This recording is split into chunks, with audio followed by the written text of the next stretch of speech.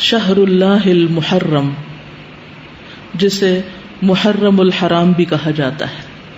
محرم کا لفظی معنی ہے حرام کیا گیا، یعنی جس مہینے کی حرمت ہے، جس میں بہت سے ایسے کام حرام کیے گئے ہیں جن کو ایک مسلمان نہیں کرتا یا ان کا کرنا اس کے لیے حرام میں آتا ہے۔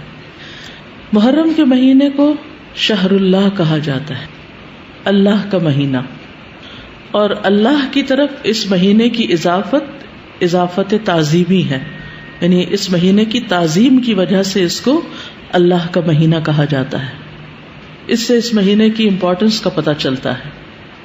صحیح مسلم کی روایت میں آتا ہے، ابو ہریرہ رضی اللہ عنہ سے روایت ہے کہ رسول اللہ صلی اللہ علیہ وسلم نے فرمایا، رمضان کے بعد سب سے افضل روزے اللہ کے مہینے محرم کے ہیں۔ تو گویا اس مہینے کی بھی خاص عبادت پھر کیا ہوئی؟ روزے۔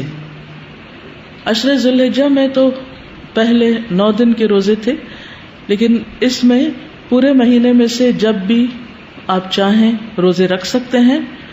ضروری نہیں کہ پورے ہی مہینے کے روزے رکھیں جیسے رمضان میں رکھے جاتے ہیں، لیکن 10 تاریخ کا روزہ جو ہے اس کی خاص فضیلت ہے۔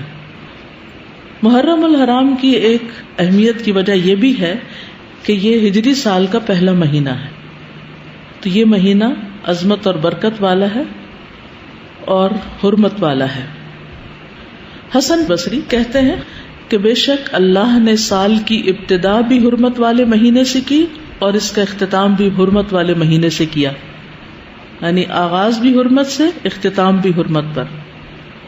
سال میں رمضان کے بعد اللہ کے ہاں محرم سے بڑھ کر عظمت والا کوئی مہینہ نہیں۔ تو اس سے کیا پتہ چلتا ہے کہ اگر کسی چیز کی ابتدا میں بھی حرمت ہے اور انتہا میں بھی، تو پھر ان دو کے بیچ میں کیا ہونا چاہیے؟ اس کا خاص خیال رکھنا چاہیے، یعنی جس کام کے آغاز میں اور جس کے اختتام پر خصوصی ہدایات دی جائیں اور اللہ سبحانہ وتعالیٰ کی عبادت اور خصوصاً روزے وغیرہ کی عبادت کی طرف متوجہ کیا جائے تو سال بھر بھی پھر اس کی عادت اپنا لینی چاہیے۔ نئے سال کا آغاز جو ہے وہ دعا سے کرنا چاہیے۔ عبداللہ بن ہشام سے روایت ہے، وہ کہتے ہیں کہ جب مہینہ یا سال آتا تو رسول اللہ صلی اللہ علیہ وسلم کے صحابہ یہ دعا اس طرح سیکھتے جیسا کہ وہ قرآن سیکھتے، اللہم ادخلہ علینا بالامن والایمان والسلامت والاسلام وجوار من الشیطان ورضوان من الرحمن۔ اس کا معنی ہے، اے اللہ اس مہینے کو یا اس سال کو ہمارے اوپر امن اور ایمان، سلامتی اور اسلام کے ساتھ، شیاطین سے بچاؤ یا شیطان سے بچاؤ اور رحمان کی رضامندی کے ساتھ داخل فرما۔ محرم کا مہینہ چونکہ حرمت والا مہینہ ہے تو اس مہینے میں خاص طور پر آپس میں ایک دوسرے پر ظلم کی ممانعت ہے۔ قرآن مجید میں آتا ہے، ان عدت الشہور عند اللہ 12 شہرا فی کتاب اللہ یوم خلق السماوات والارض منها 4 حرم ذلک الدین القیم فلا تظلموا فیہن انفسکم۔ بے شک مہینوں کی گنتی اللہ کے نزدیک اللہ کی کتاب میں 12 مہینے ہیں، جس دن سے اس نے آسمانوں اور زمین کو پیدا کیا، ان میں سے 4 حرمت والے ہیں، یہی سیدھا دین ہے، سو ان میں اپنی جانوں پر ظلم نہ کرو۔ تو میسج کیا ہے؟ فلا تظلموا فیہن انفسکم، اپنے آپ پر یعنی ایک دوسرے پر ظلم نہ کرو۔ تو کیا نہیں کرنا اس مہینے میں؟ ظلم نہیں کرنا۔ ظلم کی کون سی شکلیں ہوتی ہیں؟ ظلم ہوتا ہے کسی کو اس کے حق سے محروم کرنا، کسی کا حق چھیننا، کسی کا حق مارنا۔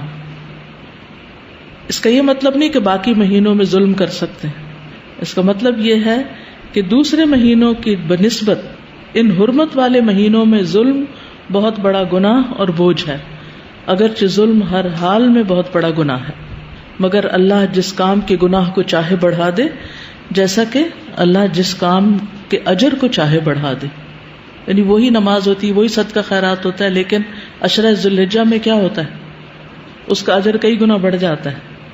اسی طرح حرمت والے مہینوں میں ظلم کا گناہ جو ہے وہ زیادہ ہو جاتا ہے، اور یہ 4 مہینے خاص طور پر 1/3 آف دا ایئر خاص طور پر اس لیے اس کام کے لیے رکھا گیا اور اس کی شدت کا احساس دلایا گیا تاکہ لوگ اس کی پریکٹس کریں، کانشیس ہوں، اور خصوصی طور پر اس میں اپنے آپ کو ایسے گناہوں سے بچائیں تاکہ باقی سال بھی اس پر عمل کر سکیں.